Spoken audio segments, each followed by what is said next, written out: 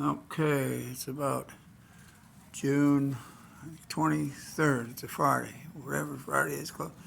We got little feeders in here. We've had these. We're in Representative Rosa DeLauro's office, member of Congress, where we have little feeders in here with Gatorade in them. We've already had some of our monarchs that we raised from local stock, local population. We raised some, and now these are going to lay eggs in here on this milkweed. We're going to raise some in there. We've got some extra milkweed. Always remember what we do here is we harvest this milkweed and immediately put it in. And if you can, fill your gallon jugs with hot water, and you want to trim those stems and immediately put them in there. See how fresh this is?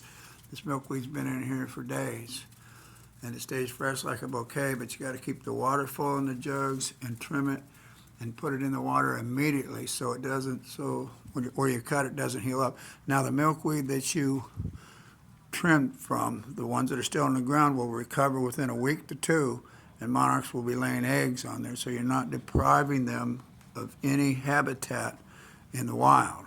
This is just a way to protect eggs that wouldn't have made it to the adult in-flight stage, because over 95% of them, when they're in their vulnerable stage, are consumed by predators, which of course natural predators are great. We like natural predators.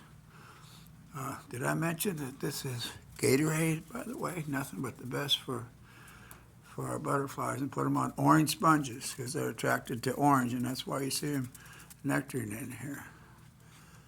But yeah, we're protecting the eggs until they're adults, and then those adults will release into nature, and for everyone we release, it'll add 15 monarchs to the next generation during the migration.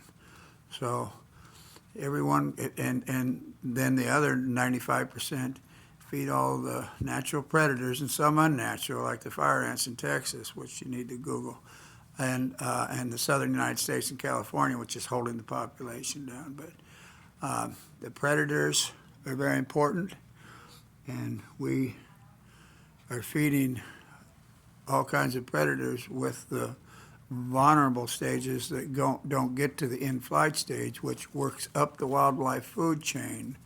And pollinators and the insects and the insects that on the level with plants, they're what feeds the entire wildlife food chain, up the food chain until you get up to our food, which, 1/3 of our food pollinators are responsible for. So the more monarchs we raise and protect their eggs, we call it raising, but rearing or whatever, we're just basically protecting more eggs that were laid than would make it, like I said, that would make it to butterflies so they can fly and breed and add to the migration.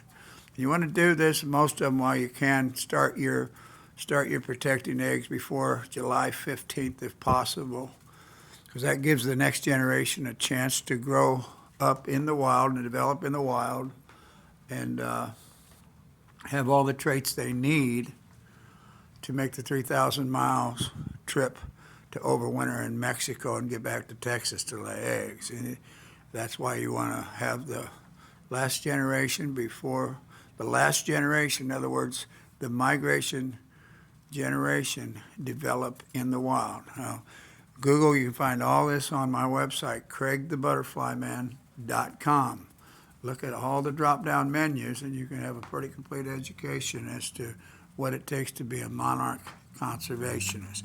craigthebutterflyman.com. We have a 300,000 member organization, the largest in North America.